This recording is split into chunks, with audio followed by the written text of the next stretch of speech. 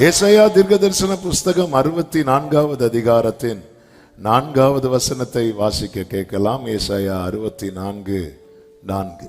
தேவனே, உமக்கு காத்திருக்கிறவர்களுக்கு நீர் செய்பவைகளை நீரே அல்லாமல் உலக தோற்றம் முதற்கொண்டு ஒருவரும் கேட்டதும் இல்லை, செவியால் உணர்ந்ததும் இல்லை, அவைகளை கண்டதும் இல்லை. கர்த்தருடைய பரிசுத்த நாமம் மகிமைப்படுவதாக. இந்த மாதம் கர்த்தர் இந்த வார்த்தையை தான் நமக்கு வாக்குத்தத்தமாய் தந்து பலப்படுத்தி வருகிறார். ஒவ்வொரு வாரமும் இந்த செய்தியை கேட்கும்படி கர்த்தர் நமக்கு கிருபை செய்கிறார்.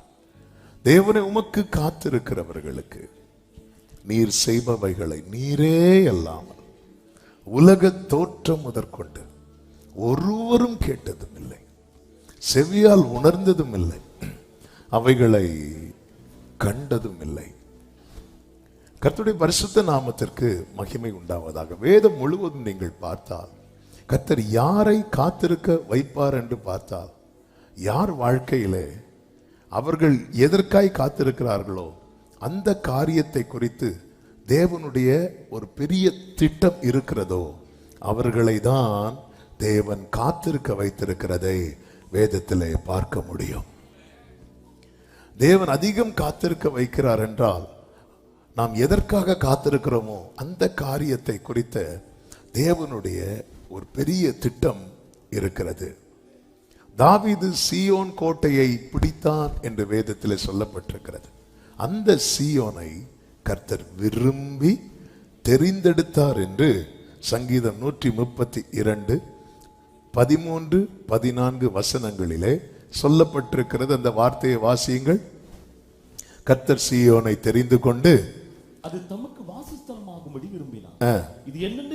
இது என்றென்றைக்கும் நான் தங்கும் இடம், இதை நான் விரும்பினபடியா இங்கே வாசம் பண்ணுவேன். கைகளை உயர்த்தி ஹல்லேலூயா. தேவன் விரும்பி தெரிந்தெடுத்த சீயோன் நானும் நீங்களும் தான். தேவன் விரும்பி தெரிந்தெடுத்த சீயோன். அப்படி சொல்றவங்க கைகளை உயர்த்தி ஆமேன் சொல்லுங்க பார்க்கலாம். ஹல்லேலூயா. கர்த்தருக்கு மகிமை உண்டாவதாக. நல்ல கவனமாய் கேளுங்கள்.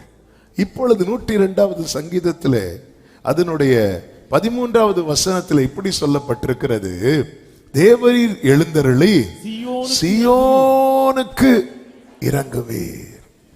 அடுத்த வார்த்தை, அதற்கு தயை செய்யும் காலமும் அதற்காக கர்த்தருக்கு மகிமை. இந்த வசனம் நம்ம எல்லாருக்குமே ரொம்ப பிடிச்ச வசனம், நல்ல தெரிந்த வசனம். அப்போ ஒரு காரியம் இங்க தெளிவாய் தெரிகிறது, கர்த்தர் சீயோனை காத்திருக்க வைக்கிறார். அதற்கு தயை செய்வதற்கும் கர்த்தர் ஒரு காலத்தையும் ஒரு நேரத்தை குறித்திருக்கிறதை வேதம் நமக்கு தெளிவாய் காண்பிக்கிறது. இந்த சீயோன் தேவன் விரும்பி தெரிந்தெடுத்தது. அப்படி என்றால் இந்த காலை வேளையிலே காத்திருக்கிற ஒவ்வொரு உள்ளங்களுக்கும் சொல்லுகிற முதல் செய்தி இதுதான், உங்களை தேவன் சும்மா தெரிந்தெடுக்கவில்லை, உங்களை தேவன் விரும்பி தெரிந்தெடுத்திருக்கிறார். நான் தேவனால் மிகவும் நேசிக்கப்பட்டு தெரிந்தெடுக்கப்பட்டவன், தெரிந்தெடுக்கப்பட்டவள் என்று சொல்லுகிறவர்கள் ஆமென் என்று சொல்லி ஹல்லேலூயா ஹல்லேலூயா. கர்த்தர் எவ்வளவு நல்லவர். எதற்குமே உதவாத என்னை தேடி வந்தீர்,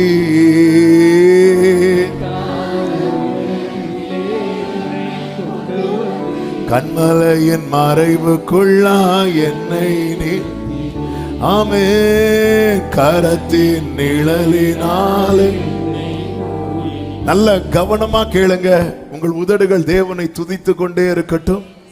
ஹல்லேலூயா ஆமென். நம்ம கண்ணை மூடி யாரும் செய்தி கேட்க வேண்டாம், வாயை மூடி யாரும் துதிக்கவும் வேண்டாம். ஹல்லேலூயா. கர்த்தர் நல்லவர். ஆமென். நீங்க கண்ணை மூடி யாராவது செய்தி கேட்கறது மாதிரி இருந்தீங்கன்னா எனக்கு எப்படி தோணும்னா, கர்த்தர் அவங்களுக்கு ஏதோ ஒரு வெளிப்பாடு கொடுத்துருக்குறாங்க, அதனால அவங்கள்ட்ட நான் கேட்பேன், அது என்ன வெளிப்பாடு ஒன்று சொன்னீங்கன்னா. ஹல்லேலூயா. சிலர் இப்போ வெளிப்பாடெல்லாம் பாஸ் பண்ணி வச்சுட்டீங்க.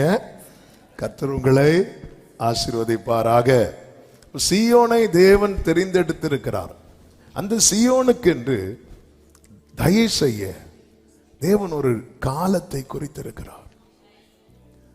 நீங்க அடுத்த வசனங்களை படிக்கும் போது 14வது வசனத்துல, உம்முடைய ஊழியக்காரர் அதன் கல்லுகள் மேல் வாஞ்சை வைத்து அதன் மண்ணுக்காக பரிதபிக்கிற வாஞ்சை.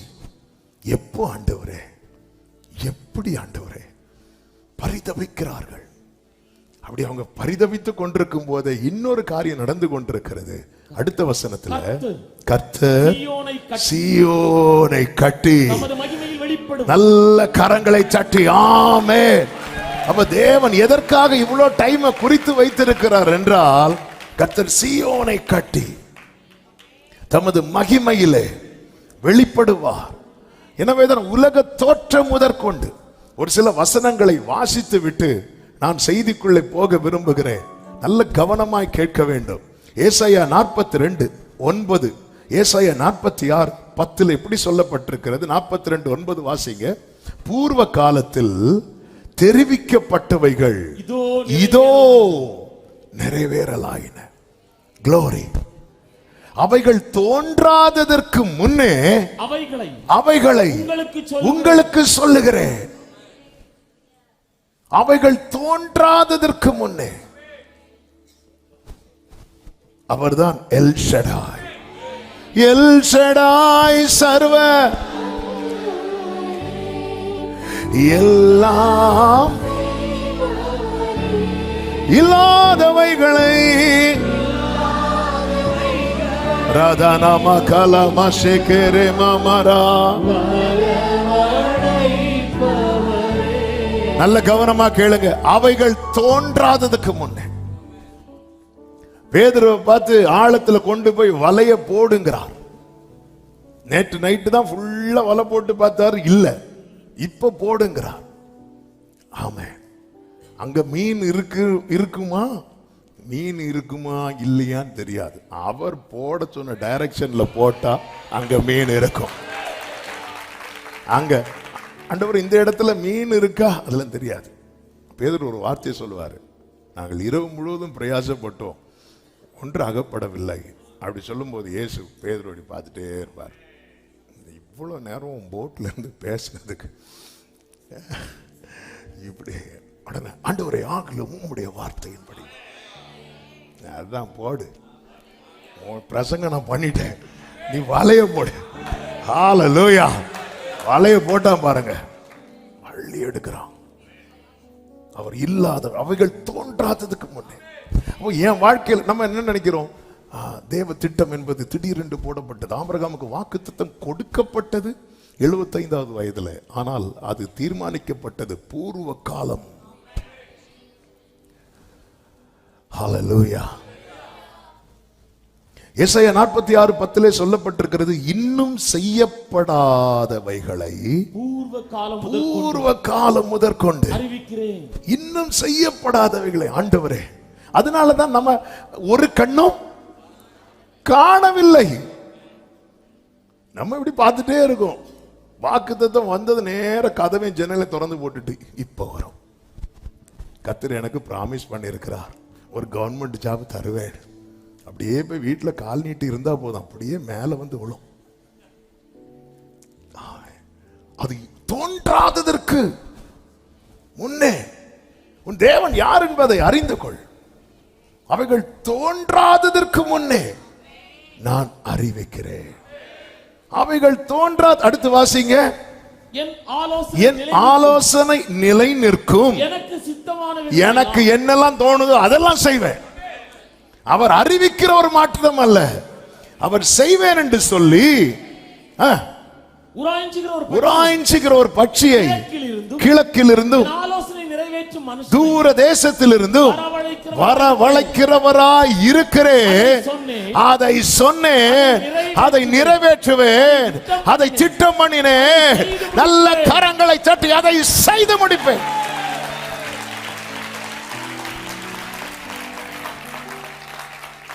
ஹல்லேலூயா.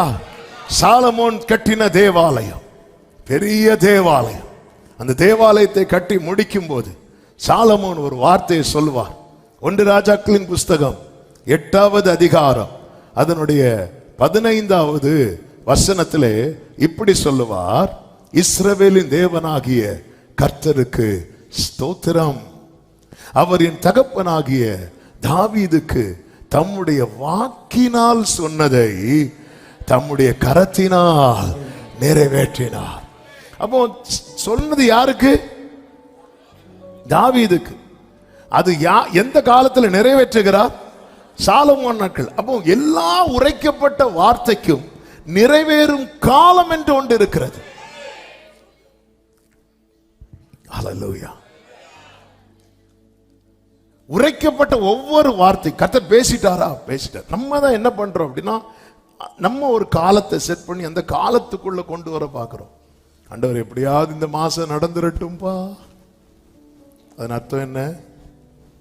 ஆண்டவர் ஒருவேளை டேட்டு டைமை மறந்துட்டாரோ?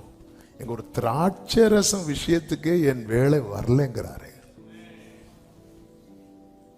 ஒரு திராட்சை ரசம் விஷயம் இதுல எல்லாம் என்ன இருக்கு? இதுல இருக்கு. அவரை குறித்து வேதம் எப்படி நமக்கு காண்பித்து தருகிறது? அவர் சகலத்தையும் சகலத்தையும் ஆதியின் காலத்தில் சகலத்தையும். அப்ப சகலத்தையும் சொல்லும் போது அதுக்குள்ள இந்த கானாவூர் கல்யாணம் வீட்டு திராட்சரச மேட்டரும் இருக்கு. பக்கத்துல பார்த்து சொல்லுங்க, எங்க வீட்டு மேட்டரும் இருக்கு. இருக்கா? இப்போ உங்க வீட்டு மேட்டர் இருக்குன்னு சொல்லதான் வந்தேன். ஆனா இவ்வளவு சிரிப்பு வராது. ஹல்லேலூயா. சகலத்தையும் நீர் செய்வதை யாரால் தடுத்திட கூடும்? நீர் சொன்னதை நீர் செய்வதை தடுப்பவன் இல்லை. நீர் செய்வதை தடுப்பவன் இல்லை. கைகளை உயர்த்தி செய்வதை சத்தமாய் வல்லமை நிறைந்த வார்த்தையானவரே இயேசுவே, என்னை உருவாக்கினீர், என்னை உருவாக்கினீர் உந்தன் வார்த்தையா, என்னை உயிர்ப்பித்ததும் என்னை ஆற்றினீர், என்னை ஆற்றினீர் தேற்றினீரும் வார்த்தையா, என்னை தாங்கினீர், என்னை ஆற்றினீர், என்னை ஆற்றினீர், ஓ என்னை தாங்கினீர். இந்த கைகளை உயர்த்தி வார்த்தையானவரே, வார்த்தையானவரே, ஆதியில் இருந்தவரே, எனக்காய் வந்தவரே, ஆமென். வார்த்தையானவரே, ஆதியில் இருந்தவரே, glory,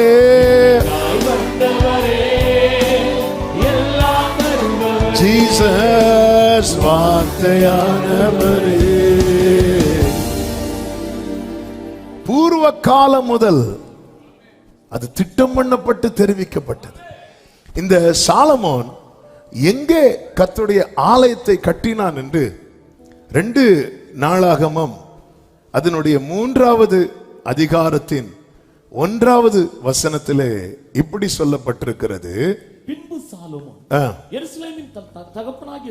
எருசலேமிலே தன் தகப்பனாகிய தாவீதுக்கு காண்பிக்கப்பட்ட மோரியா என்னும் மலையில் எபூசியனாகிய ஒர்னானின் களம் என்னும் தாவீது குறித்து வைத்த ஸ்தலத்திலே கர்த்தருடைய ஆலயத்தை கட்ட துவங்கினான். சாலமோன் கட்டின தேவாலயம். ஆனால் இது அப்படியே பின்னாடி போய் பார்த்தா 2 நபர்களை இங்க பார்க்க முடியும். யாரெல்லாம்? ஒன்று தாவீது, இன்னொன்று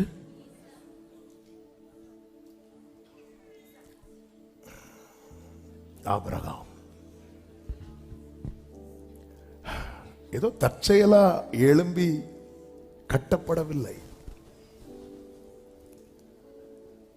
அழைக்கப்பட்ட வாக்குத்தத்த சந்ததியே. அதனாலதான் பைபிள்ல சொல்லப்பட்டிருக்கிறது, உன் தகப்பனாகிய ஆபிரகாமை உன்னை பெற்ற சாராளையும் நோக்கி பார். அங்கிருந்து துவங்கப்பட்டது. தகப்பனுக்கு தகப்பனாகிய தாவீதுக்கு காண்பிக்கப்பட்ட மோரியா. அப்படி சொல்லும் போது இன்னும் ஃபைல புரட்ட வேண்டி இருக்கிறது. வெறுமனே ஓர்னானின் களம் என்றால் நம்ம 1 நாளாகமம் 21வது அதிகாரத்தை புரட்டினா போதும். ஆனா மோரியா என்னும் மலை என்று கர்த்தர் இங்க மென்ஷன் பண்ணி இருக்கிறார். அப்படின்னா இன்னும் நம் தேவன் யார் என்பதை ஆண்டவர் விருதாவா என்னை தேடுங்கள் என்று ஒருவரிடத்தில் சொன்னது கிடையாது. சிங்க குட்டிகள் தாழ்ச்சி அடைந்து பட்டினியாயிருக்கும். கர்த்தரை தேடுகிறவர்களுக்கு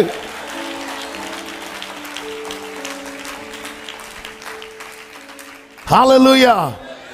நம்ம முதல்ல மோரியா மலைக்கு போயிட்டு வருவோம், அப்புறமா ஒர்னானின் களத்துக்கு போவோம். அதுக்கப்புறம் தான் இந்த க்ளோரி நமக்கு புரிய வரும். ஆவிக்குரிய கண்ணர்த்தத்தோடு 2 வாரமா ஆவியானவர் இந்த செய்தியை பேசிக் கொண்டிருக்கிறார். ஆமென். இந்த டைமுக்காக வெயிட்டிங். ஹalleluya. இது டெலிவரி டைம். நேர மோரியா மலைக்கு. இப்ப தெரியுதா, வெறுமனே சொல்லல, சும்மா பலி செலுத்தல மேட்டர் கிடையாது. அது ஆபிரகாமுக்கு தெரியாத ஒரு மேட்டர். ஆபிரகாமை நடத்தின பாதையில கர்த்தர் வைத்திருந்தார்.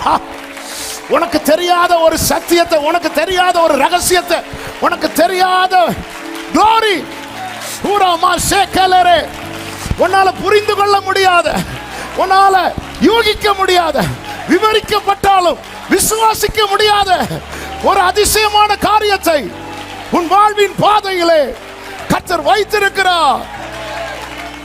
அது ஒரு கண்ணும் காணவில்லை, ஒரு காது கேட்கவில்லை. ஆதியாகமம் 22வது அதிகாரம் 1-2 வசனங்களில் இப்படி சொல்லப்பட்டிருக்கிறது. இந்த காரியங்கள் நடந்த பின்பு தேவன் ஆபிரகாமை சோதித்தார். 2வது வசனத்தை வாசிங்க. அப்பொழுது அவர், உன் புத்திரனும் உன் ஏகசுதனும் உன் நேசகுமாரனும் ஆகிய ஈசாக்கை நீ இப்பொழுது அழைத்துக் கொண்டு மோரியா தேசத்துக்கு போய் அங்கே நான் உனக்கு குறிக்கும் மலைகள் இதை நோட் பண்ணிக்கோங்க. 2 நாளாகமத்தில் என்ன சொல்லப்பட்டிருக்கிறது? தாவீது குறித்த இடத்துல, தாவீது குறித்த இடம் இல்ல, இது கர்த்தர் குறித்த இடம்.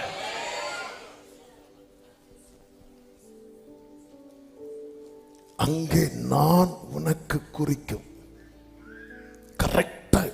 ஆக்சுவலா இவன் ஆபிரகாம் ஈசாக்கு பலி செலுத்துவானா இல்லையா, இது மட்டும்தான் அவருக்கு அறியணும்னா 3 நாள் நடத்த வேண்டிய அவசியமே இல்லை. ஈசாக்க பலி செலுத்த போகும்போது தடுக்கணும். இதுதான் அவருடைய ப்ரோக்ராம். இது மட்டும்தான் அவருடைய பிளான்னா ஸ்பாட்லேயே டெஸ்ட் பண்ணியிருக்கலாமே. நீங்க இந்த செய்தி நல்லா கவனிக்கணும்.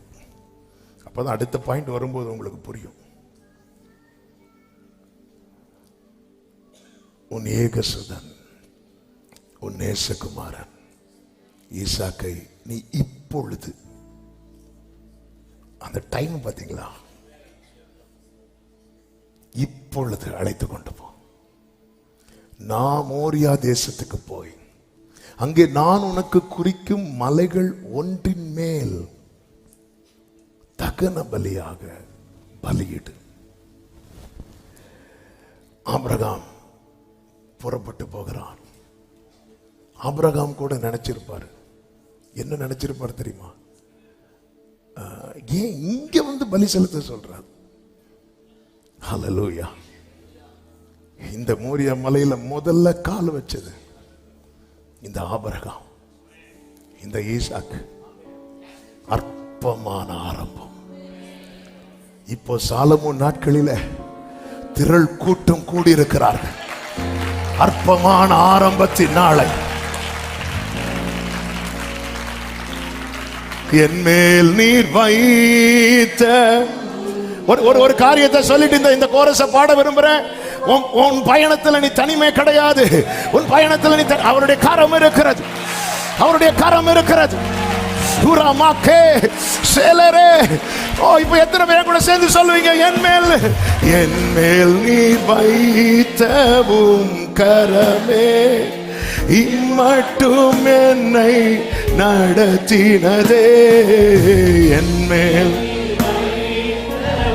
ஒரு அம்மாக்கு மாசேத்தனரே ஒன்றுமில்லா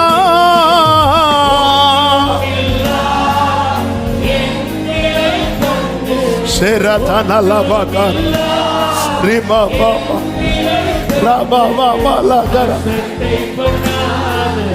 Oh Jesus, Radhana Magalaro Dayaval Pette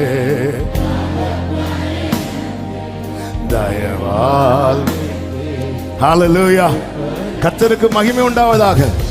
நேர புறப்பட்டு போறார். ஈசாக்கு கேட்கிறார், அப்பா ஆட்டுக்குட்டி எங்க? இவருக்கு தெரியல. கர்த்தர் பார்த்து கொள்வார். அடுத்து என்னன்னு தெரியல. நேர புறப்பட்டு போகிறார். ஆமென். அதாவது நமக்கு கொடுக்கப்பட்ட வாக்குத்தத்தத்துல நம் கண்கள் காணக்கூடியதும் இருக்கிறது, தூரத்து செய்திகளும் இருக்கிறது, நம்முடைய தலைமுறைகள் பார்க்க வேண்டியதும் இருக்கிறது. இந்த இடத்துல இந்த ஆபிரகாம் ஈசாக்கும் ஆட்டுக்கடாவை கண்டார்கள். ஆனா அவங்க இங்க எதை பார்க்கல தெரியுமா? ஆலயத்தை பார்க்கல. ஹல்லேலூயா, ஹல்லேலூயா. ஆண்டவர் இந்த ஒரு ஆட்டுக்கடாவை காட்டுறதுக்கு அப்பா இவ்வளவு தூரம் நடத்துனீங்க. இல்ல, இதுல ஒரு ஆலயத்தை.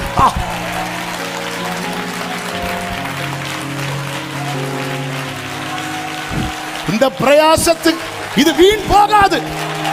ஒரு கலசம் தண்ணி எடுத்து கொடுத்தா கூட பரலோகத்தில் நிறைவான பலன் உண்டு என்று சொல்லி இருக்கிறார்.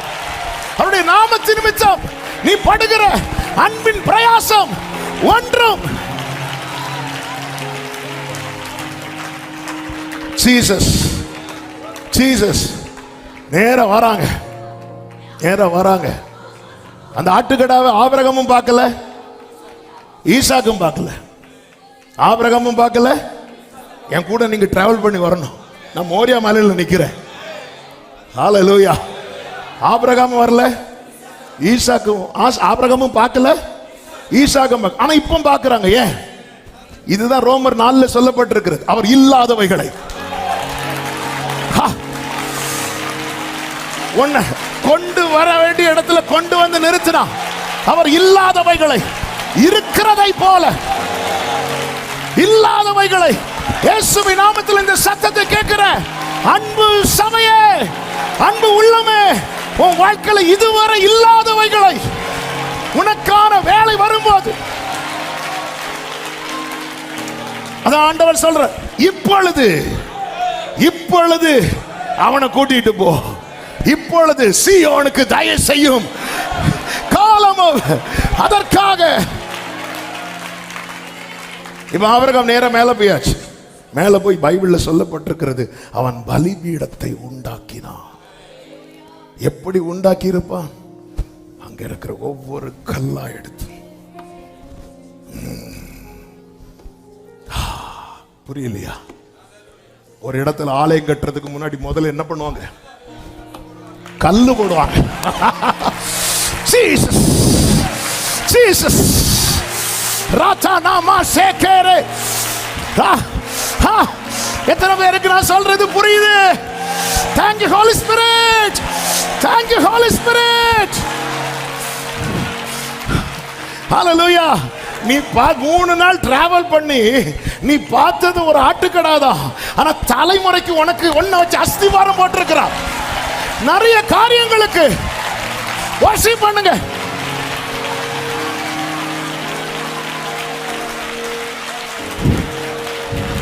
அநேக காரியங்களுக்கு இந்த வார்த்தையை மெடிடேட் பண்ணும்போது என்னால தாங்க முடியல. ஆவியானவர் இதை தீர்க்கமா எழுத வைத்தா. ஆமா, இவ்வளவு பிரயாசப்பட்டு இவ்வளவு ஜெபம் பண்ணி நீ கண்டது ஒரு ஆட்டுக்கடா, நீ கண்டது ஏதோ ஒன்று இல்ல. அநேக வரும் காரியங்களுக்கு, தலைமுறைகளுக்கு கர்த்தர் உன்னை கொண்டு அஸ்திவாரம் போட்டிருக்கிறார். ஜீசஸ் ஷரபாலகா மாமா உன்னை கொண்டு அஸ்திவாரம் போட்டிருக்கிறார். Thank you Holy Spirit. ஆமென் சொல்லுங்க பார்க்கலாம். அநேக காரியங்களுக்கு நாம் பார்க்க வேண்டியதை நம் கண்கள் காண வைப்பார். அதுபோல தலைமுறைகளுக்கான அநேக காரியங்களை நம்மை கொண்டு அஸ்திவாரம் போட வைப்பார். 1 பேதுரு 1வது அதிகாரம் 10, 11, 12 வசனங்களை படிக்கும்போது உங்களுக்கு உண்டான கிருபையை குறித்து தீர்க்க தரிசனம் சொன்ன தீர்க்கதரிசிகள் அதை கருத்தாய் ஆராய்ச்சி பண்ணினார்கள் என்று. தங்களில் உள்ள கிறிஸ்துவின் ஆவியானவர் கிறிஸ்துவுக்கு உண்டாகும் பாடுகளை அவைகளுக்கு பின்வரும் மகிமையும் முன் அறிவித்த போது இன்ன காலத்தை குறித்தார் என்பதையும் அந்த காலத்தின் விசேஷம் இன்னதென்பதையும் ஆராய்ந்தார்கள். 12வது வசனம், தங்கள் நிமித்தம் அல்ல நமது நிமித்தம் இவைகளை தெரிவித்தார்கள் என்று. ஹல்லேலூயா. அவர்களுக்கு வெளியாக்கப்பட்டது தங்கள் நிமித்தம் அல்ல. இவ்வளவு 3 நாள் ஆபிரகாம் லைஃப்ல 175 வருடங்களில் ஆபிரகாம் வாழ்க்கையில மறக்க முடியாத 3 நாள் பிரயாணம். சில ஜேர்னி நம்ம லைஃப்ல மறக்க முடியாது. ஏன்பா இதை செஞ்சீங்க, ஏன் ஆண்டவரே இந்த ஒரு 3 நாள். ஹல்லேலூயா. எனக்கு சின்ன வயசுல ஒரு வாட்டி அப்பா கூட நாங்கள் மீட்டிங் போயிட்டு வரோம். அப்போ நானும் இன்னொரு சகோதரன் உண்டு பேசிட்டு இருக்கிறோம். அப்பா காரில் ஃப்ரெண்டில் இருக்கிறாங்க, நாங்கள் பின்னாடி இருக்கிறோம்.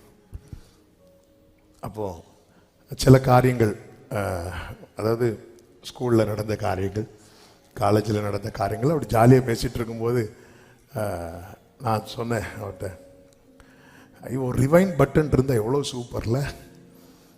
உடனே இம்மிடியேட்டாக எங்கள் அப்பா ஃப்ரெண்டில் இருந்து, அதே போல் ஒரு ஃபார்வர்ட் பட்டன் இருந்தால் இன்னும் சூப்பர் அப்படின்னாங்க. ஏன்னா சில காரியங்களை நினைக்கும் போதே அதை தட்டி விட்டுறணும். அதே போல் நம்முடைய லைஃப்பில் இந்த 175 வருஷத்தில் இந்த 3 days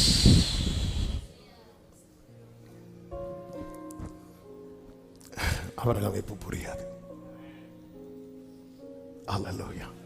அன்றியும் அவருடைய தீர்மானத்தின்படி அழைக்கப்பட்டவர்களாய் தேவனிடத்தில் அன்பு கூறுகிறவர்களுக்கு சகலமும்.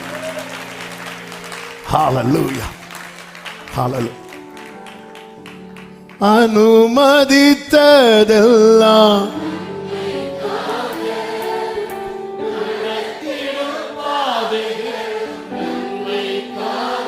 ஆமென். அனுமதித்ததெல்லாம்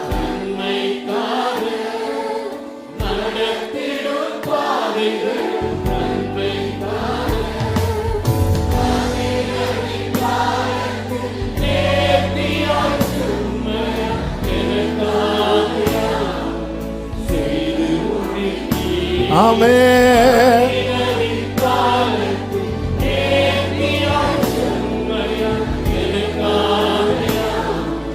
செய்து முடித்தீர் உங்க கைகள். ஒடரமம் ரத்தனமரோ ஆமென். உங்க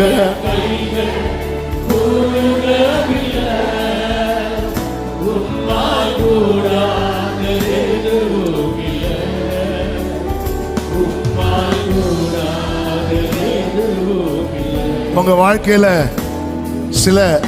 சில நாட்கள் அல்லது சில வாரங்கள் ஐயோ அதை நினைக்கவே முடியாது. ஆனா நீங்க கவனிச்சீங்கன்னா இந்த 3 நாளை ஆபிரகாம் லைஃப்ல கம்பல்சரியா வச்சிருந்தார். ஆமென். எங்கேயும் ஓடவும் முடியாது, சில காரியத்தை விட்டு எஸ்கேப்பே ஆக முடியாது.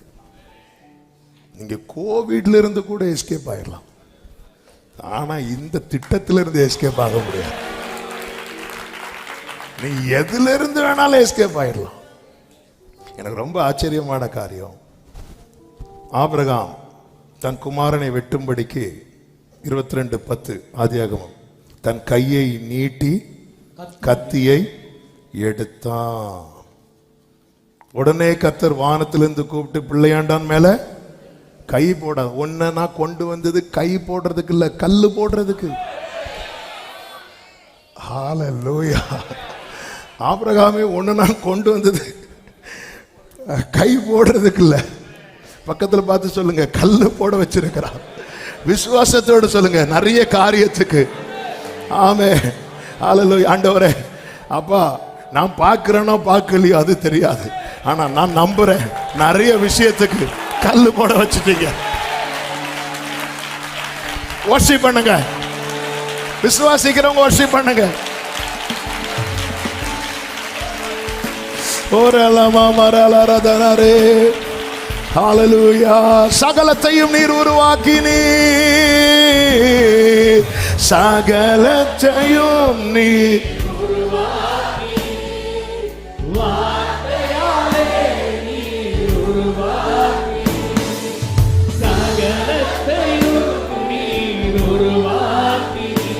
ஆமென். Glory in வாழ்வு. Yes, yes, yes. Amen. நிறைவேற்றுவே Rathana மக்கள கருத்தினால் செய்து. எல்லாரும் கைகளை உயர்த்தி சொல்லுவோம், உங்க கைகள் கூறுகவில்லை.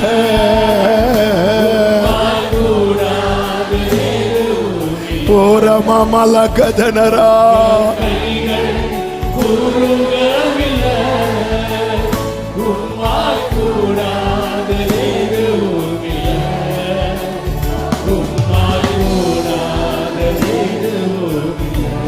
ஹல்லேலூயா. ஆலயத்துக்கு முன்னாடி ஆட்டுக்கடாக்கு வருவோம். 13வது வசனம்.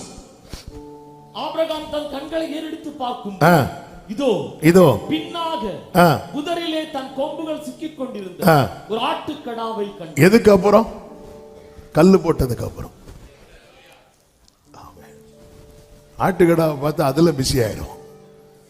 கல்லு போடுறது ரொம்ப முக்கியம். ஆமே. அதாவது வீடு கட்டும் போது எங்களை ஜோம் பண்ண கூடுவாங்க, மற்ற எல்லாரையும் பிரதிஷ்டைக்கு கூடுவாங்க. ஆனா முக்கியமா வேலை எங்களால சில வேலை டிலே ஆகும். எதுக்கு தெரியுமா? டேட்டு கொடுக்கறதுக்கு. எதுக்கு டேட்டு கொடுக்கறதுக்கு தெரியுமா? ஒரு கல்லை போடுறதுக்கு. ஒரு கல்லு, அவன் தலைக்கல்லோடு வருவான். அதற்கு கிருபை உண்டாவதாக, அதற்கு கிருபை உண்டாவதாக. ஏ பெரிய பர்வதமே, நீ எம்மாத்திரம் செருபாபேலுக்கு முன்பாக. இது பலத்தினாலும் அல்ல, இது பராக்கிரமத்தினாலும் அல்ல. வர்ஷிப் பண்ணுங்க, வர்ஷிப் பண்ணுங்க. அற்பமான ஆரம்பத்தின் நாளை யார் அசட்டை பண்ணலாம்? செருபாபேலின் கையில் இருக்கிற தூக்கு நூலை கர்த்தருடைய 7 கண்களும் சந்தோஷமாய் பார்க்கிறது. சந்தோஷமா பார்க்குது. ஆமென். அதனால பலிபீடத்தை உண்டாக்கினான். எலியாலாம் பலிபீடத்தை செப்பனிட்டான். ஏற்கனவே உண்டாக்கப்பட்ட பலிபீடம் அது வந்து இடிந்து கிடந்தது. அவர் அதை செப்பனிட்டார். ஆனா ஆபிரகாமே, நீ புதுசா ஏற்கனவே உண்டான பலிபீடத்துல ஏதோ எக்ஸ்ட்ரா 2 கல் எடுத்து வைக்கல உன்னை கொண்டு வந்தது. இந்த ஆரம்பம் அற்பமானதுதான், ஆனா முடிவு முடிவு மகிமை மகிமை. அபிஷேகம் பெற்ற தேவ பிள்ளைங்க அந்நிய பாஷையில ராஜா நாமா காரா.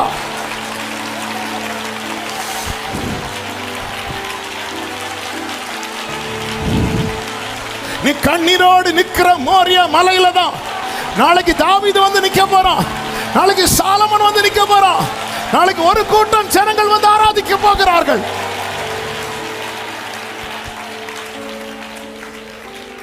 ஹல்லேலூயா.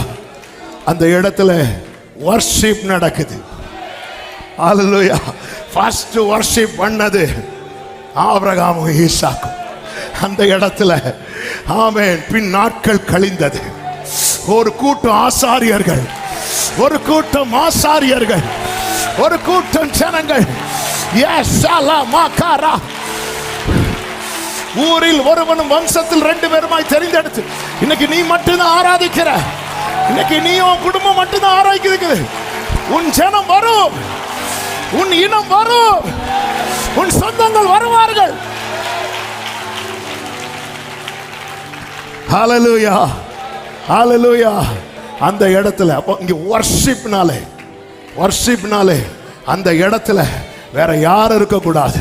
அடிக்கப்பட்ட ஆட்டுக்கடா, அடிக்கப்பட்ட அந்த வர்ஷிப்னாலே அந்த இடத்துல வேற யாரும் இருக்க கூடாது.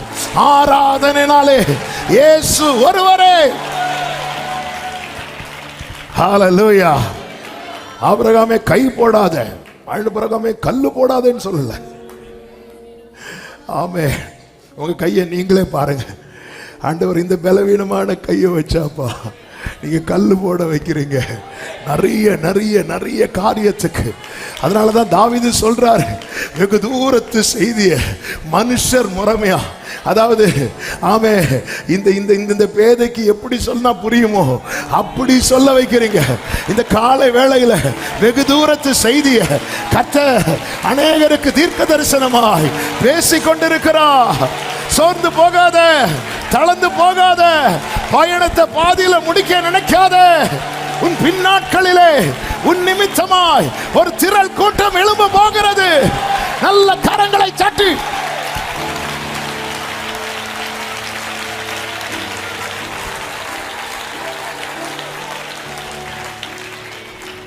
இப்ப இந்த ஆங்கிள் நீங்க இதை பார்த்துட்டு வரீங்க. இனி 14வது வசனத்தை வாசிங்க. நீ உன் புத்திரன் என்றும் 14 ஆபிரகாம் அந்த இடத்துக்கு யெகோவா ஈரே என்று பெயரிட்டான். அதனாலே கர்த்தருடைய பர்வதத்தில் பார்த்துக் கொள்ளப்படும் என்று ஃபுல் ஸ்டாப் வைக்க வேண்டியதானே. அடுத்து இந்நாள் வரைக்கும் இந்நாளுக்காக அந்நாளை ஆயத்தப்படுத்தின என் தேவனுக்கு. அன்னைக்கு கேமராலாம் கிடையாது, வாட்ஸ்அப் எப்படிங்க என்னங்க. ஆபிரகாம் காலம் எங்க, தாவீது காலம் எங்க, சாலமோன் காலம் எங்க? என்ன இதன் அர்த்தம்? அழைக்கப்பட்டவன் வாழ்க்கையில நடப்பது எதுவும் தற்செயல் அல்ல. ஏற்கனவே இதோ பூர்வ காலத்தில் தெரிவிக்கப்பட்டவைகள், அது தோன்றாததுக்கு முன்னே. ஆமென். அனைத்தையும் செய்து முடி நீர் நினைத்தது. ஆமென். அனைத்தையும் நீர் நினைத்தது. சொல்லுங்க, நீர் முடிவெடுத்தால், நீர் முடிவெடுத்தால் யார்தான் மாற்ற முடியும்? சந்தோஷமா பாடுங்க. நீர் முடிவெடுத்தால் glory. எனக்கென எனக்கென முன் குறித்த எதையுமே, எனக்கென எனக்கென எப்படியும் எப்படியும் நிறைவேற்றி கைகளை அசைத்து ஆராதனை செய்வோம். உமக்கே ஆராதனை.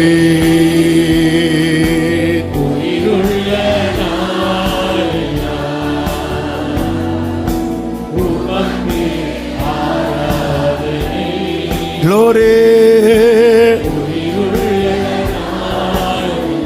அனைத்தையும் செய்து முடிக்கும், அனைத்தையும்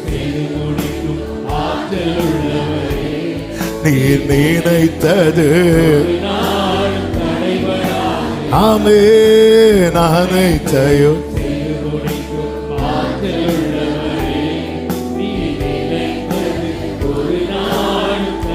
ஹல்லேலூயா. ஆமென். கர்த்தர் செய்ய நினைத்தது. எனவேதான் யோபு சொல்லுகிறார், தேவரீர் சகலத்தையும். யோபு உயிரோடு இருந்து எத்தனை தலைமுறையை பார்த்தான் தெரியுமா? 4 தலைமுறைக்கும் கர்த்தர் யோபு வச்சு அஸ்திவாரம் போட வைக்கிறார். நம்முடைய லைஃப்ல சில பகுதிகள் கொஞ்சம் கடினமா இருக்கும், ஆனா பர்பஸ் ஆண்டவர் அலோவ் பண்ணும். யாக்கோபின் வாழ்க்கையில யோசேப்பின் சம்பவம் என்பது யாக்கோபு எவ்வளோ புலம்பி இருப்பார். சரி, என் பையனை நான் அனுப்பியிருக்க கூடாது, நான் அனுப்பியிருக்கவே கூடாது. அவங்க எல்லாமே இவன் மேல அவ்வளோ பொறாம தெரியும். சகோதரர்கள் அப்படி அவ்வளோ எரிச்சல்ல இருக்கிறாங்க. இது தெரிஞ்ச பிறகு நான் அனுப்பிட்டேனே, அசதியா இருந்துட்டேனே, என் விஷயத்துல தந்திரமா இருந்தேன், என் பையன் விஷயத்துல கோட்டை விட்டுட்டேனே. யாக்கோபு கண்டிப்பா அழுதிருப்பார். கர்த்தர் அமைதியா இருக்கிறார். ஒரு வார்த்தை பேசி இருக்கலாம், இல்ல. ஏன் ஆண்டவர் இதை செஞ்சீங்க? யாக்கோபே, நீ தலைக்கு கீழே ஒரு கல்லை வச்சு படுத்தல. அப்ப நான் உனக்கு என்ன சொன்னேன்? உனக்குள்ளும் உன் சந்ததிக்குள்ளும் பூமியின் வம்சங்கள் எல்லாம் ஆசீர்வதிக்கப்படும் சொன்னேன்ல. இது என்னைக்கோ நடக்கிற செய்தி மட்டும் இல்லை. நான் தான் ஆரம்பத்தில் சொன்ன வாக்கு தத்தத்தில் நம்முடைய நாட்களில் காண வேண்டியதும் இருக்கிறது, தூரத்து காரியமும் இருக்கிறது.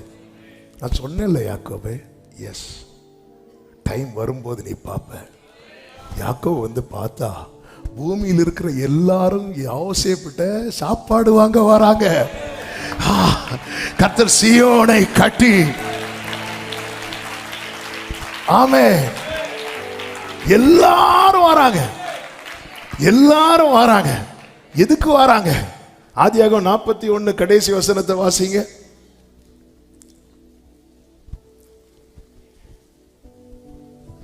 சகல தேசங்களில் இருந்து, சகல தேசத்தாரும் யோசேப்பினிடத்தில் தானியம் கொள்ளும்படி எகிப்துக்கு வந்தார்கள். சத்தமா ஒரு ஆமென். தலைக்கு கீழே ஒரு கல் எடுத்து வச்சு படுத்தோண்ட சொல்றார், உனக்குள்ளும் உன் சந்ததிக்குள்ளும் பூமியின் வம்சங்கள் எல்லாம் ஆசீர்வதிக்கப்பட்டிருக்கும். இது ஆண்டவராகிய இயேசு கிறிஸ்துவை குறித்த தீர்க்க தரிசனம். அப்படி இருந்தாலும் அவன் கரண்ட் லைஃப்ல அவன் பார்க்கிறான், எப்படி ஆண்டவரே. அன்னைக்கு யாக்கோபுடைய டிமாண்ட் என்ன தெரியுமா? பெத்தேலில் யாக்கோபுடைய டிமாண்ட் என்ன? நான் போற இடத்துல எல்லாம் என்ன காப்பாற்றி எனக்கு உண்ண உணவு தந்தா போதும். அப்பா சாப்பாட்டுக்காக ஜெபம் பண்றாரு, பையன்ட்ட சாப்பாட்டுக்காக ஒரு கூட்டமே வந்து நிக்குது. இப்ப சொல்லுங்க, அனுமதித்ததெல்லாம்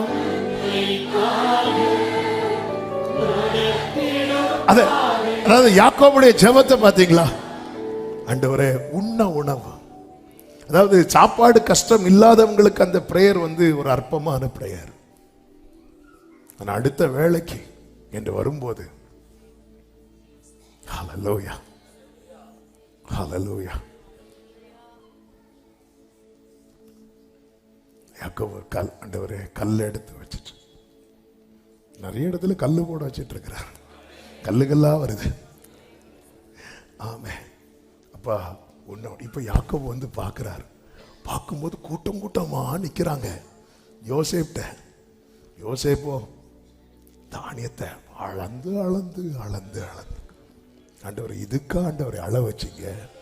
என் பிள்ளை அளந்து கொடுக்கறதுக்காக என்ன அள வச்சுட்டீங்களே. ஆமே. கர்த்தர் எல்லாம் நன்மையா தான் செய்வார். என்னை அழைப்ப கனம் பண்றவங்க சத்தம் ஆமேன்னு சொல்லுங்க பார்க்கலாம். அது இந்நாள் வரைக்கும் சொல்லப்பட்டு வருகிறது. வெறுமனே ஆபிரகாம் ஈசாக்க பலி செலுத்த ஒப்பு கொடுக்கிறான், இது இல்ல. ஆனா இது நம்ம அதான் சொல்லி, இது ஒரு கண்ணும் காணவில்லை, ஒரு காதும் கேட்கவில்லை. இன்னைக்கு ஒரு நாளின் களத்துக்கு போவோமான்னு தெரியல, மலை இறங்குறது கொஞ்சம் டைம் ஆகும். ஹல்லேலூயா. அந்த ஆட்டுக்கடா அங்க பலி செலுத்தப்படும் போது கர்த்தர் மறுபடியும் பேசுகிறார். அதன் அர்த்தம் என்ன? அந்த பலி அங்கீகரிக்கப்பட்டிருக்கிறது. ஒரு தீர்க்க தரிசன வார்த்தையை கேளுங்கள். ஏசாயா 60:7. கேதாரின் ஆடுகள் எல்லாம் உன்னிடத்தில் சேர்க்கப்படும், நெபாயோத்தின் கடாக்கள் உன்னை சேவித்து, அடுத்த வார்த்தை, அங்கீகரிக்கப்பட்டதாய். இந்த வார்த்தையோடு ஏன் சேர்த்து சொல்றேன்னா, கடந்த நாளில் ஆவியானவர் என்னோடு பேசின வார்த்தை, அது அப்படியே சொல்றேன். சில இங்கே இந்த 3 நாள் கட்டினம் இல்ல? ஆபிரகாம் லைஃப்ல நீங்க எந்த நாளை நினைச்சா உங்களுக்கு நெஞ்சு வலிக்கும் கேட்டா ஐயோ அந்த நாள். ஆனா இதனுடைய ரிசல்ட் என்ன தெரியுமா? அந்த பலி அங்கீகரிக்கப்பட்டது. அது போலதான் இன்னைக்கு தேவன் சிலர் நடத்துற பாதை ரொம்ப கடினமா இருந்தாலும் உங்கள்ட்ட இருந்து வெளிப்படுகிற பலி அனைத்துமே அங்கீகரிக்கப்பட்டதாய் பலிபீடத்துல ஏறும். உன் ஜெபம் அங்கீகரிக்கப்படும், உன் துதி அங்கீகரிக்கப்படும், உன் ஆராதனை அங்கீகரிக்கப்படும், உன் ஊழியம் அங்கீகரிக்கப்படும். ஹல்லேலூயா. நான் இவ்வளவு ஊழியம் செஞ்சு இந்த ஊழியம் அங்கீகரிக்கப்படலைன்னா, ஆமென், அங்கீகரிக்கப்பட்டதாய் என் பலிபீடத்தில் ஏறும். ஆண்டவரே ஹல்லேலூயா. ஆராதனையில ஆராதனை ஆசீர்வாதம், ஆராதனைக்கும் ஆசீர்வாதத்துக்கும் நடுவுல எது தெரியுமா ரொம்ப முக்கியம்? அங்கீகாரம். பலி செலுத்துறார் ஆபிரகாம், கர்த்தர் அங்கீகரிக்கிறார். அங்கீகரித்து என்ன பண்றார் தெரியுமா? ஆசீர்வதிக்கிறார்.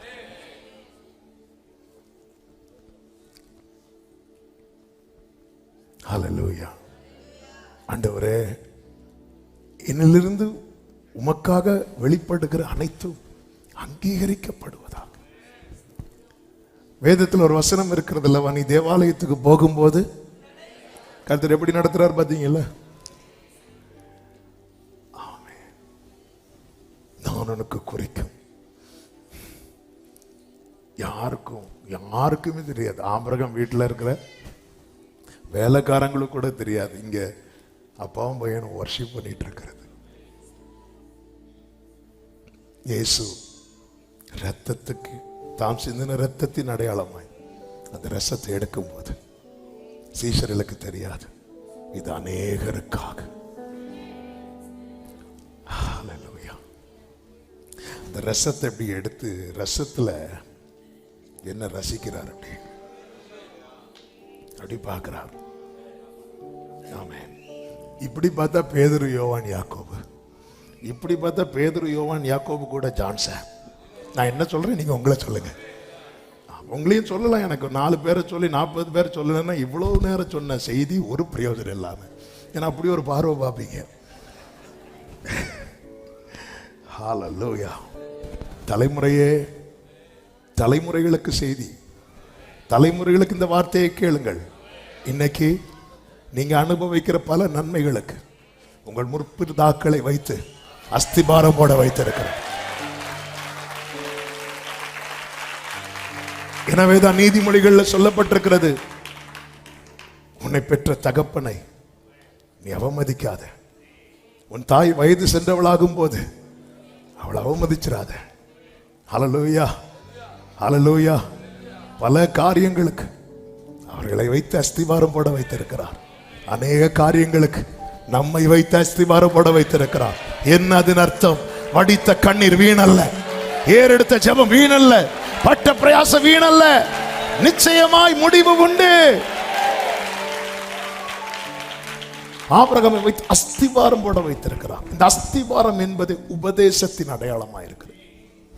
உபதேசம். நான் சொல்லிய என் வார்த்தைகளை கேட்டு அவைகளின்படி செய்கிறவன் எவனோ, லூக்கா 6வது அதிகாரம் அதனுடைய 47, 48 வசனங்களிலே ஆழமாய் தோண்டி கற்பாறையின் மேல் அஸ்திபாரம் போட்டு வீடு கட்டுகிற மனுஷனுக்கு ஒப்பாயிருக்கிறான். ஆபிரகாமை குறித்து ஆண்டவர் அழகாய் சொல்லுகிறார். ஆதியாகமம் 18:19 கர்த்தர் ஆபிரகாமுக்கு சொன்னதை நிறைவேற்றும்படியாய் அவன் தன் பிள்ளைகளுக்கும் தனக்கு பின்வரும் தன் வீட்டாருக்கும் நீங்கள் நீதியையும் செய்து கர்த்தருடைய வழியை காத்து நடவுங்கள் என்று கட்டளையிடுவான் என்பதை அறிந்திருக்கிறேன். எனவேதான் ஆபிரகாமை வச்சு அஸ்திபாரம் போடுறார். இவன் உபதேசத்தை மாற்ற மாட்டான். என்னதான் பிளஸ் பண்ணாலும் உபதேசத்தை மாற்ற மாட்டான். நான் அறிந்திருக்கிறேன். ஹல்லேலூயா. உபதேசம், சத்தியம், சத்தியம், சத்தியம். நம்முடைய அஸ்திபாரமே வசனம் தான். இயேசு என் ஆசையனக்க நீங்க நீங்க இன்னைக்கு வீட்டுல அப்படியே இருந்து இதை ஹம் பண்ணிட்டே இருங்க. இயேசுவே நாஸ்தி நேசமுசி பாரு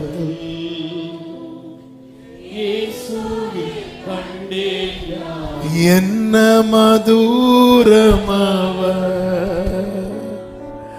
நன்னய நாமச்சுவை என் அகத்தில் நினை. இயேசுதான் சத்தியம், இயேசுதான் வார்த்தை, இயேசுதான் வசனம். இதை காத்து நடவுங்கள்.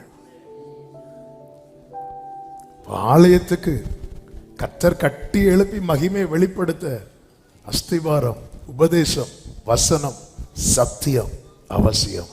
கர்த்தர் அதை போடுறார்.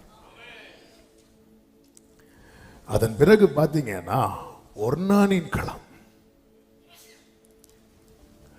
திடீர்னு ஒரு நாள் என்ன ஆச்சுன்னா தாவீத சாத்தான் ஏவினான் இருக்கும். 1 நாளாகமம் 21:1 வாசிங்க. சாத்தான் இஸ்ரவேலுக்கு விரோதமாக எழும்பி இஸ்ரவேலை தொகையிடுகிறதற்கு தாவீதை ஏவினான் அப்படின்றது. அப்ப எண்ணவே கூடாதா அப்படின்னு அடுத்த கேள்வி வரும். கர்த்தர் ஆபிரகாம்கிட்ட சொல்வார், நீ உன் கூடாரத்தை விட்டு வெளியே வந்து நட்சத்திரங்களை எண்ண கூடுமானால் எண்ணு அப்படிங்கிறார். எண்ணிட்டு இருக்கிறவனை ஆசீர்வதிக்கிறார். இங்க எண்ணிட்டு இருக்கிறவனை அடிக்கிறார். அல்லேலூயா. மோசே கிட்ட சொல்றாரு, இஸ்ரவேல்ல எகிப்துல இருந்து வெளியே வருவாங்கல்ல, எத்தனை பேர் வெளியே வந்தாங்க? 6 லட்சம் புருஷர்கள். என்ன ஆண்டவரே, நீங்களும் பார்ஷியாலிட்டி பாக்குறீங்கல்ல, எங்களுக்கு பெண் உரிமை வேணும், சண்டைக்கு போயிடாதீங்க. 6 லட்சம் புருஷர்கள். என்னாகும் 1வது அதிகாரத்தில் நீங்க வீட்டில் போய் படிங்க, அந்த ஒரு வசனத்தை வாசிருங்களேன். 1வது அதிகாரம் 1, 2, 3 வசனங்கள் கொஞ்சம் வேகமா வாசிங்க. என்னாகமம் 1.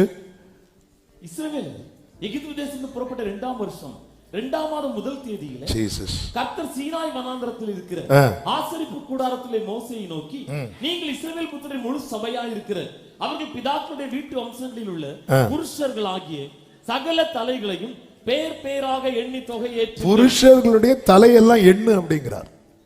அப்படி எண்ணும் போது 46வது வசனம் 6,03,550 இது ரவுண்டா 6 லட்சம் புருஷர்கள்னு சொல்லப்பட்டிருக்கிறது. ஏன் கர்த்தர் என்ன வச்சார்? அதுவும் 20 வயசுக்கு மேல. ஏன்னா சில வருஷத்துக்கு முன்னாடி அந்த ஊர்ல ஒருத்தன் இருந்தான், ஒரு பார்வோன். அவன் ஒரு சட்டம் போட்டான். என்ன சட்டம்னா, ஒரு ஆண் குழந்தை கூட உயிரோடு இருக்க கூடாது. பிறக்கிற ஆண் குழந்தை எல்லாம் நைல் நதியில போட்டு கொல்லணும். ஒரு ஆண் குழந்தைய கூட உயிரோடு வைக்க கூடாது என்கிற இடத்துல கர்த்தர் 6 லட்சம் புருஷர்களை கர்த்தர் பிறக்க வைத்து வளர வைத்திருக்கிறார்.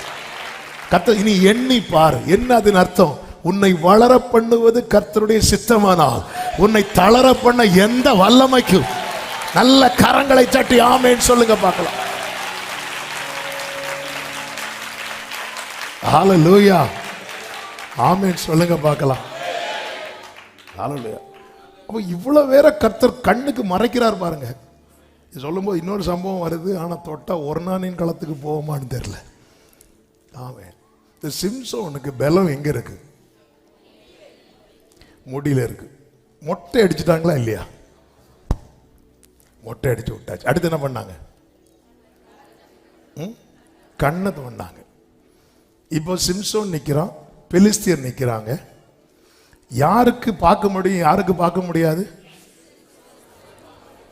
சிம்சோனுக்கு பார்க்க முடியாது. ஆனா பைபிள் ஒரு வசனம் இருக்கும், அவனுடைய முடி வளர தொடங்கிட்டு. பெலிஸ்தியருக்கு தெரியுமா தெரியாதா இவன் ஸ்ட்ரென்த் எங்க இருக்குன்னு? முடியில இருக்கு. அப்ப உண்மையில அவங்க என்ன பண்ணிருக்கணும்?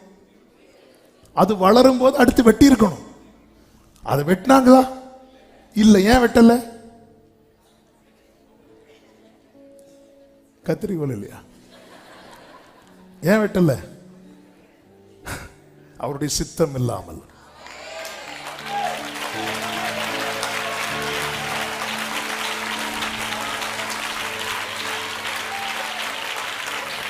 ஒரு காசுக்கு 2 அடைக்கலான் குருவி, 2 காசுக்கு 5 அடைக்கலான் குருவி, அவைகளில் ஒன்றாகிலும் அவர் சித்தம் இல்லாமல் தரையிலே விழாது.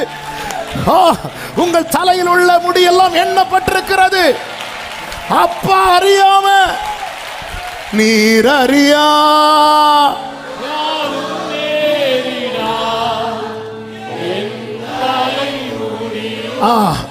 அதன் அர்த்தம் என்ன? சத்துரு உன்னால முடிய கூட நீ தலை எடுக்க வரியா? ஹல்லேலூயா. என் தேவன் நீ பெரியவர். வர்ஷிப் பண்ணுங்க. அற்புதங்கள் செய்பவர் ராஜா நாமரே இல்லை பெரியவர்.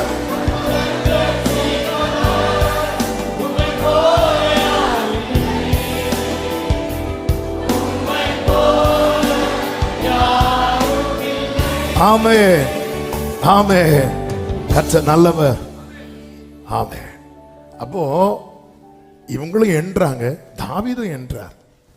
நம்முடைய செயல் நமக்கு நன்மையாய் தோன்றினாலும் அதுக்கு பின்னாக கர்த்தர் தான் இருக்கணுமே தவிர சாத்தா இருக்கக்கூடாது. பேதுரு பேசினது சரியாக தான் தோணுச்சு. இவைகளெல்லாம் நமக்கு சம்பவிக்க கூடாது. நாம இருந்தாலும் அப்படித்தானே சொல்லுவோம். உண்மையிலே அக்கறை உள்ளவங்க, பாசம் உள்ளவங்க சொல்லுவாங்க, நான் கஷ்டப்பட போறேன், ஆமென் அப்படியே சொல்லுவாங்க. இல்லை, இப்படிதான் ஒரு குறிப்பிட்ட ஊரில் என்னுடைய சாட்சியை சொல்லிட்டு இருந்தேன். நான் +2 படிக்கும்போது என்ன நான் பயங்கர ஃபீல் பண்ணி சொல்லிட்டு இருக்கிறேன். அழகான கண்கள் அந்த டைமில் இறங்குற டைம். ஒரு சிஸ்டர் அப்போ தூங்கிட்டு அப்போ தான் எழும்புறாங்களோ என்னவோ தெரில. அப்போ சொல்கிறேன், நான் 12th படிக்கும்போது ஒரு சகோதரர் என்னை பார்த்து சொன்னார், நீ பிறந்தது வேஸ்ட் அப்படின்னு. உடனே அந்த சிஸ்டர் ஆமென் ஆமேனா இப்படி கொஞ்ச நேரம் பார்த்துட்டே இருந்தேன், முடிஞ்சு வச்சுக்கிறேன். இப்படி ஆமீன் போட்டுறாங்க. நம்ம ஆமீன் போட்டதுமே கொஞ்ச நேரம் இதான் உறங்கினா ஆமீன்ல சொல்லக்கூடாது, அமைதியா இருந்திருக்கு. ஹல்லேலூயா. ஆனா பேதுருக்கு பின்னாக இருந்து செயல்பட்டது யார் தெரியுமா? சாத்தான். என்னது தப்பா ஆண்டவர், அவங்களெல்லாம் நீங்க என்ன சொல்றீங்க? சரி, எப்படி நம்ம கிட்ட என்ன சொல்லுவாருன்னு. என்னன்னா, இங்க 3 பெரிய ஆபத்தோட தாவீது நிக்கிறான். என்ன செலக்ட் பண்ணணும்னு தெரியல. நேரம் போகிறதுனால சொல்றேன். உருவின பட்டயத்தோட தூதன் நிக்கிறான். ஆமென். என் ஆண்டவரை பார்த்தீங்களா? தீமையை கூட நன்மையா மாற்றுறார். இப்ப தாவீதை எப்படி லாக் பண்றார் பாருங்க. அவனை ஒண்ணு பண்ணு, ஒர்னான் களத்துல போய் பலி செலுத்த சொல்லு அப்படிங்கிறார். ஆமென். தாவீது நினைச்சிருப்பார், ஒர்னான் களத்துக்கு போய் விலை கொடுத்து வாங்குவார். 1 நாளாகமம் 21வது அதிகாரத்துல இருக்கிறது. நீங்க வீட்டுல போய் படிங்க. அதனுடைய 22 அதுக்கு முன்னாடி 18வது வசனத்தை வாசிங்க. 15, 18 வாசிங்க. 15, 15வது வசனம். எருசலேமையும் அழிக்க தேவன் ஒரு தூதனை அனுப்பினார். ஆனாலும் அவன் அழிக்கையில் கர்த்தர் பார்த்து அந்த தீங்குக்கு மனஸ்தாபப்பட்டு சங்கடிக்கிற தூதனை நோக்கி, போதும், இப்போது உன் கையை நிறுத்து என்றார். கர்த்தருடைய தூதன் எபூசினாகி ஓர்னானின் களத்தண்டையிலே 18வது வசனத்துல, அப்பொழுது எபூசினாகி ஓர்னானின் களத்திலே கர்த்தருக்கு ஒரு பலிபீடத்தை உண்டாக்கும்படி தாவீது, நான் வாசிக்கும் போது கூட வாசிக்காதீங்க. தாவீது அங்கே போக வேண்டும் என்று தாவீதுக்கு சொல் என்று கர்த்தருடைய தூதன் காத்துக்கு கட்டளையிட்டார். ஆமா, எப்படி கொண்டு வரார் பாருங்க. சிலர் டிமாண்ட் பண்ணுவாங்க தெரியுமா? ஆமா, ஏய் சர்ச்சுக்கு வா, சர்ச் அது வரை கேட்டுட்டு இருப்பான். அம்மா எனக்கு அது வாங்கி கொடுங்க, அது வாங்கி கொடுங்க, அது வாங்கி கொடுங்க, அது வாங்கி கொடுங்க. வாங்கியே கொடுக்க மாட்டாங்க. ஹே விவிஎஸ்க்கு போ, நான் விவிஎஸ் போனேன், எனக்கு வாங்கி கொடுப்பீங்களா? இங்க அப்படிதான் நடக்குது. தாவீதே, அப்போ ஒண்ணு பண்ணு, நீ ஒர்னான் களத்துக்கு போ, அங்க ஒரு பலிபீடத்தை உண்டாக்கு. இந்த ஒர்னான் களத்துக்கு தாவீது வருகிறான். வந்து என்ன செய்தான் தெரியுமா? அதனுடைய 22, 25 நான் வாசிக்கிறேன். இந்த களத்தில் நிலத்திலே நான் கர்த்தருக்கு ஒரு பலிபீடத்தை கட்டும்படிக்கு அதை எனக்கு கொடு, அதை பெரும் விலைக்கு கொடு. ஆரம்பத்தில் ஒரு நாள் வந்து இல்லை இல்லை நீங்க எடுத்துக்கோங்க, இல்லை இல்லை நான் அதை சும்மா வாங்க மாட்டேன், அதை எனக்கு கொடு. 25, 26 வசனங்கள்ல நீங்க பார்த்தீங்கன்னா தெரியும், தாவீது ஒரு பெரிய கிரயத்தை கொடுக்கிறான். இந்த இடத்துல தான் ஆபிரகாமை வைத்து அஸ்திபாரம் போடப்பட்டது. இந்த இடத்துல தாவீதை வைத்து ஒரு கிரயம் கொடுக்கப்பட்டது. அப்ப தாவீது ஆல்ரெடி கிரயம் கொடுத்துட்டானா, சாலமோனுக்கு அந்த இடத்துல எப்படி வரலாம் தெரியுமா? இலவசமா. இதுக்கு பேரு தான் என்ன தெரியுமா? கிருபை.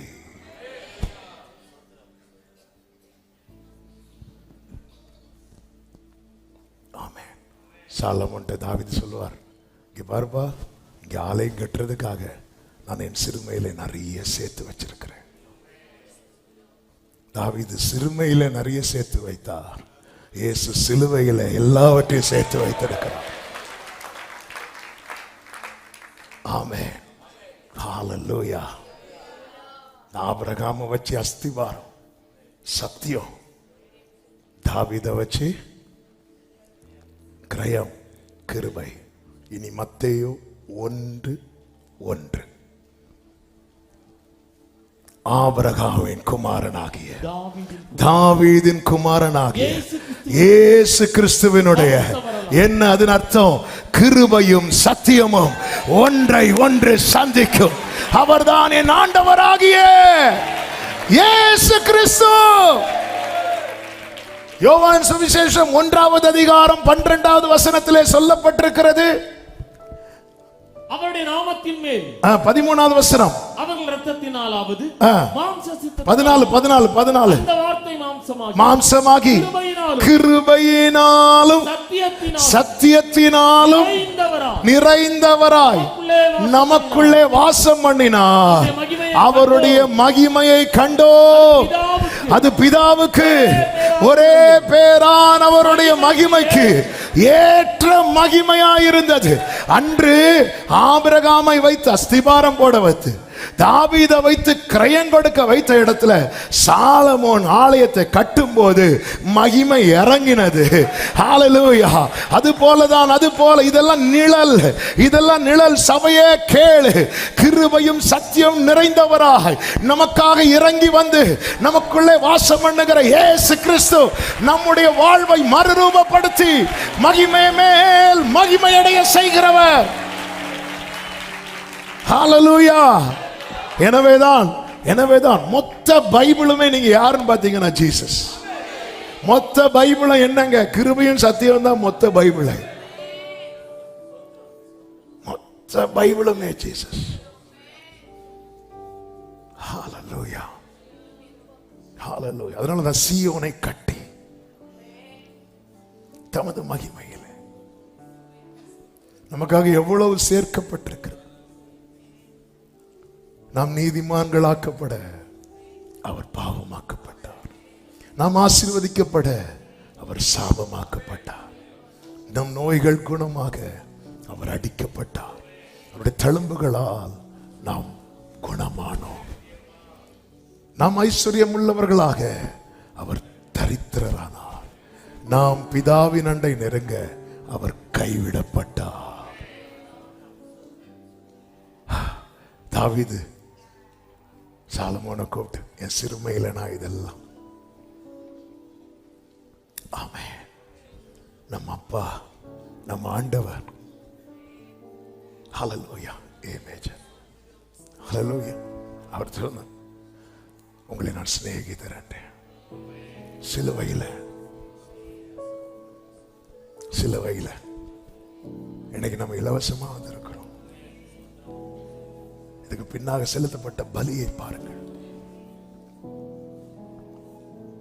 ஆபிரகாம் நாட்களிலும் பலி, தாவீது நாட்களிலும் பலி, சாலமோன் நாட்களிலும் பலி. சாலமோன் நாட்களில் என்ன பலி செலுத்தினார்கள் தெரியுமா? கர்த்தரை துதியுங்கள், அவர் நல்லவர். ஏன்னா அவ்வளோ கிரேஸ், அவ்வளோ கிரேஸ். ஆண்டவரே, இந்த இடத்துல ஆபிரகாம் வச்சு அஸ்திபாரம் போட வைத்து ஆலயம் கட்டுவதற்கான எல்லாவற்றையும் தாவீதை வைத்து சேர்க்க வைத்து இன்னைக்கு எங்களை சுதந்திரிக்கும்படிக்கு எங்களை கொண்டு வந்து நிறுத்தி இருக்கிறீரே. என் தோழனே, என் தோழனே, என் தோழனே, என் தோழனே, என் இயேசுவே, என் தோழனே,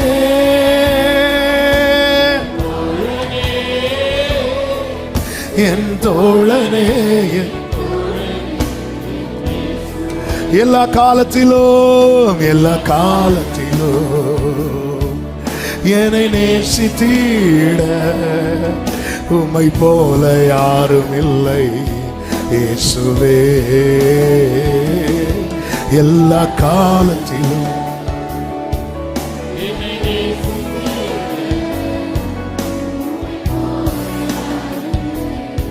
இயேசுவே. என்னை விட்டுவிட, என்னை விட்டுவிட நீ மனிதன் அல்லவே. உம்மிலே மாற்றம் ஒருபோதும் இல்லையே. என்னை விட்டுவிட நீர், உம்மிலே மாற்றம் இல்லையே, உம்மிலே மாற்றம். கைகளை உயர்த்தி விரும்பி சொல்லுவோம். என் தோழனே, என் தோழனே, என் தோழனே, என் இயேசுவே, என் தோழனே.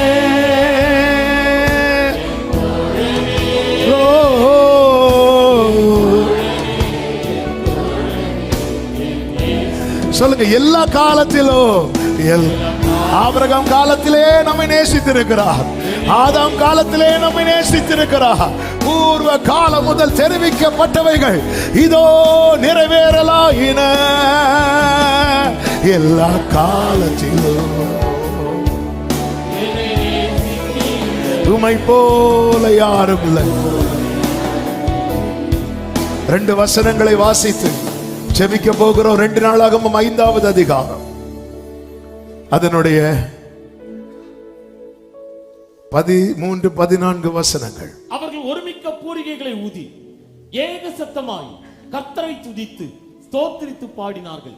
ஆசாரியர் பரிசுத்த ஸ்தலத்திலிருந்து புறப்படுகையில் பாடகர் பூரிகைகளை தாளங்கள் கீத வாக்கியங்களுடைய சத்தத்தை தொனிக்க பண்ணி கர்த்தர் நல்லவர், கிருபை என்றும் உள்ளது என்று, அவர் கிருபை என்றும் உள்ளது என்று அவரை ஸ்தோத்திரிக்கையிலும் கர்த்தருடைய வீடாகிய தேவாலயம், கர்த்தருடைய வீடாகிய தேவாலயம் மேகத்தினால் நிறையப்பட்டது. அந்த மேகத்தின் நிமித்தம் ஆசாரியர்கள் ஊழியம் செய்து நிற்க கூடாமற் போய் கர்த்தருடைய மகிமை தேவனுடைய ஆலயத்தில் சத்தமாமேன்னு சொல்லுங்க. 2 கொரிந்தியர் 3:18 அதோடு கூட சேர்த்து வாசியுங்கள்.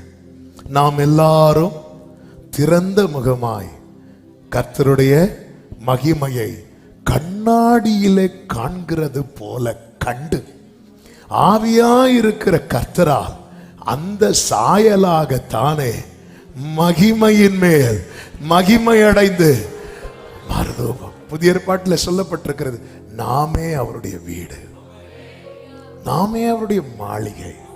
நம்மை தேவன் கட்டி எழுப்பி கொண்டே இருக்கிறார். ஆண்டவர் சொல்லுவார்ல, நான் போய் உங்களுக்கான ஒரு ஸ்தலத்தை எப்படி ஆயத்தமாக்குவார் நினைக்கிறீங்க? அங்கே கைகளால் கட்டப்படாத வீடு. யாரு கொண்டு செங்கலை இறக்குவாங்க? அப்படி விட்டு அங்கேயும் கமிஷன் ஆகிட்டு வருவாங்க.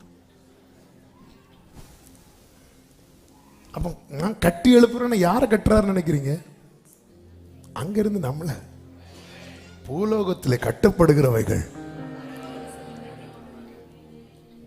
அவர் கட்டுறார். சில நேரத்தில் அப்படியே தூக்கு நூலை போட்டு பார்ப்பார். அந்த தூக்கு நூலை போடும்போது கொஞ்சம் கட்டு, தூக்கு நூலை போடும்போது 2 தட்டு. அல்லேலூயா. டெய்லி தட்டு வருதா, டெய்லி நூலை போடுறாரு. ஒரு வகையிலும் செட் ஆக மாட்டேங்குது. ஆனாலும் நூலு தான் போடுறாரு, ஜேசிபி விடல.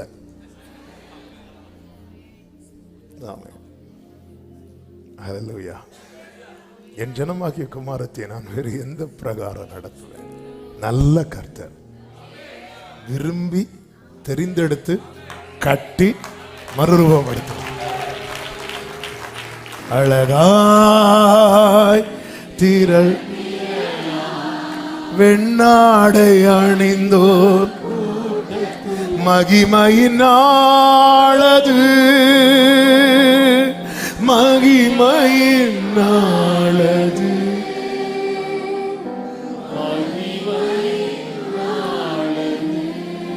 கர்த்தர் நல்லவர், இதுவரை அழகா நடத்தினார், இனியும் நடத்துவார். அவர் சீயோனை கட்டி எழுப்பி தம்முடைய மகிமையிலே வெளிப்படுவார். எல்லாரும் எழுந்து நிற்கலாமா? இந்த பாடலை விசுவாசத்தோடு நம்பிக்கையோடு ஆமே ஹல்லேலூயா எல்லாரும் சேர்ந்து கரங்களை தட்டி பாடி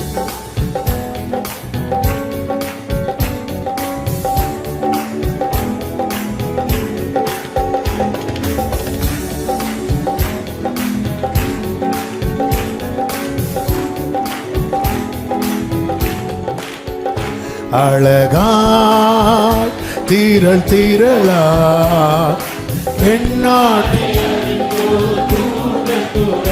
அன்பரேசுவின் ஆனந்திப்போ மகிமையினாளது மகிமையினாளது மகிமையினாளது மகிமையினாளது மகிமையினாளது. ஆமென். Gloria tanarama shekere. Amen. மகிமையின் நாளது இயேசுவின் இரத்தத்தினாலே. ஆமென். Glory மாபெரும். ஆமென். மென்னாடையை தரித்துக் கொண்டு ஆதரிப்போம் அந்த நாளினிலே. Glory. நல்ல கையை தட்டி பாடுவோம். மறுகரையில் மன்னன் மாளிகையில் ஆமென். மறுகரையில் மகிழ்வுடனே அழகாய் அழகாய் தீரல் தீரலாய் வெண்ணாடை அணிந்தோ கூட்டத்துடன் அன்பர் இயேசுவே.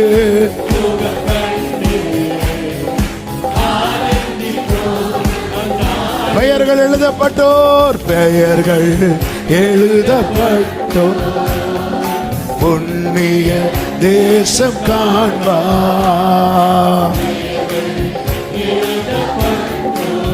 ஆமென். அங்கே ஒரு பாதை உண்டு, அங்கே ஒரு பாதை உண்டு, தூயர்கள் அதிலே நடந்து செல்வார். Glory. ஆமென். நல்ல கையை தட்டி மறுகரையில் மறுகரையில் Glory. ஆமென். மறுகரையில் ரேதனே மாமா ஷேக்கலரே. ஆமென். அழகாய் வெண்ணாடை அணிந்தோர் கூட்டத்துடன் அன்பர் இயேசுவே. ஓரல மதனர கலரே இயேசுவை பற்றி கொண்டோர் இயேசுவை பற்றி கொண்டோர் அந்நாளில் பலனை காண்பார். ஆமென். அந்நாளில் நம்பிக்கையோடு உலகத்திலே துயரப்பட்டோர் உன்னதத்தில் அன்று கணம் பெறுவார். உலகத்திலே ஆமென். ஆமென். மறுகரையில் மறுகரையில் மன்னன் மாளிகையில் மகிழ்வுடனே நாம் சேர்ந்திடுவோம். மறுகரையில் ரேதனலே உலகத்திலே துயரப்பட்டோர், உலகத்திலே துயரப்பட்டோர் உன்னதத்தில் அன்று கனம் பெறுவார். ஆமென். ஓ ஹல்லேலூயா. மறுகரையில் மன்னன் மாளிகையில் மகிழ்வுடனே சீயோனை கட்டி மகிமையில் வெளிப்படுவார். ஓ ராமாஷேகேலே மாதனரே. மறுகரை உலகத்திலே துயரப்பட்டோர், உலகத்திலே ஏன் இந்த கடினமான பாதை? எல்லா நன்மைக்கே, எல்லா நன்மைக்கே. உலகத்திலே ஓ ரபலமா ஜனரா. ஆமென், ஆமென், ஆமென், ஆமென், ஆமென். மறுகரையில் மன்னன் மாளிகையில் மகிழ்வுடனே நாம் சேர்ந்திடுவோம். glory. ஆமென். ஓ ரலமா ஜனரா. ஓ வெண்ணாடையை தரித்துக் கொண்டு, வெண்ணாடையை glory. ஆமென். அந்த நாளினிலே ஓ ரபா கலமா மாசரே. ஆமென். மறுகரையில் மன்னன் மாளிகை ஓடரவா சந்தரவா ஊரா கலமா சேகரே மாம்ரா ஜனரா. glory Jesus. ஆமென். அங்கே ஒரு பாதை உண்டு, தூயர்கள் அதிலே நடந்து செல்வார். அங்கே ஒரு glory, glory. ஆமென். glory. மறுகரையில் மன்னன் மாளிகையில் மகிழ்வுடன் ராபாதானதா. ஓ உன்னை அழைத்தவர் உண்மை உள்ளவர். glory Jesus. ஜீசஸ். கடைசியா சொல்ல, உலகத்திலே துயரப்பட்டோர் உன்னதத்தில் அங்கு. ஆமென். உலகத்திலே glory. ஆமென். மறுகரையில் மன்னன் மாளிகையில் மகிழ்வுடனே நாம் சேர்ந்திடுவோம். மறுகரையில். ஆமென். ஓ மறுகரையில் மறுகரை ஓ ரலமா சேகரே. ஆமென். மறுகரையில். ஆமென். எல்லாரும் சொல்லுங்க, மகிமையினாலது, மகிமையினாலது, மகிமையினாலது. glory, glory, glory, glory. மகிமையினாலது. ஓ ராதனா மாமா ஷேரே ரிமா மாலகா மாதனரா சதனரே. ஓ மறுகரையில் மன்னன் மாளிகையில், மறுகரையில் மன்னன் மாளிகையில். ஹalleluya, ஹalleluya, ஹalleluya. நல்ல கரங்களை தட்டி ஒரு 2 நிமிஷம் அந்நிய பாஷைகளை பேசி ஆர்ப்பரிப்போம். கர்த்தருடைய மகிமை வெளியரங்கமாகும். கர்த்தருடைய மகிமை வெளியரங்கமாகும். அங்கீகரிக்கப்பட்டதா பலிபீடத்தில் ஏறும். சகரபாதானா ராஜானா மாமா.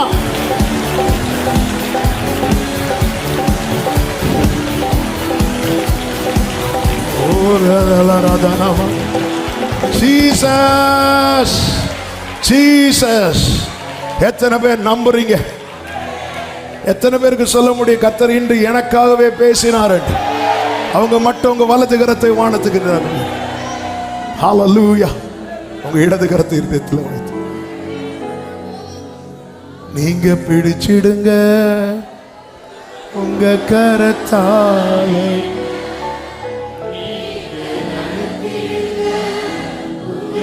பிரியமானவர்களே, இந்த ஆபிரகாம் ஈசாக்க கூட்டிட்டு போகும்போது இருவரும் கூடி போனார்கள் அப்படின்ட்டு இருக்கும். கூடி போனார்கள்னா ஈசாக்கு தலையில விறகு வைக்கும் போது ஆபிரகாமுடைய ஒரு கை கண்டிப்பா அந்த விறகு மேல இருக்கும். ஆபிரகாம் ஒரு கை ஈசாக்கு மேல, கர்த்தருடைய கை ஆபிரகாம் மேல. எங்கேயுமே தளர விடல. இது கடினமான பாதை தான், ஆனா கல்லு போடுறது வர மலையடி வாரத்துல விட மாட்டா. உண்மையில இப்ப கேளுங்க. ஆமா, ஆபிரகாம் எஜமான் வீட்டுல 2 வேலைக்காரங்க இருக்கிறான். வேலைக்காரங்க எதுவரை தான் நடந்து வந்தாங்க, அதோட முடிஞ்சு. எப்பாடா அவர் சொல்ல, நீங்க எங்கேயே நில்லுங்க. எப்பாடா எப்படி இருக்கும் அவங்களுக்கு? இல்லைன்னா இந்த மலையில ஏறணுமா? நீங்க இங்கேயே நில்லுங்க.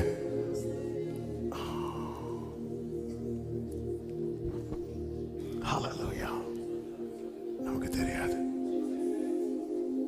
ஆபிரகாமுக்கு ஒரு 125 வயசு வைங்களேன், எங்க வேணாலும் விழுந்திருக்கலாமே. ஒரு துருத்தி தண்ணீர் தீர்ந்ததும் இஸ்மவேல் விழுந்துட்டான். ஆனா நான் 3 நாள் பிரயாணம் பண்ணும் ஆபிரகாம் விழல. ஏன்? என் நீதியின் வலது கரத்தினால்.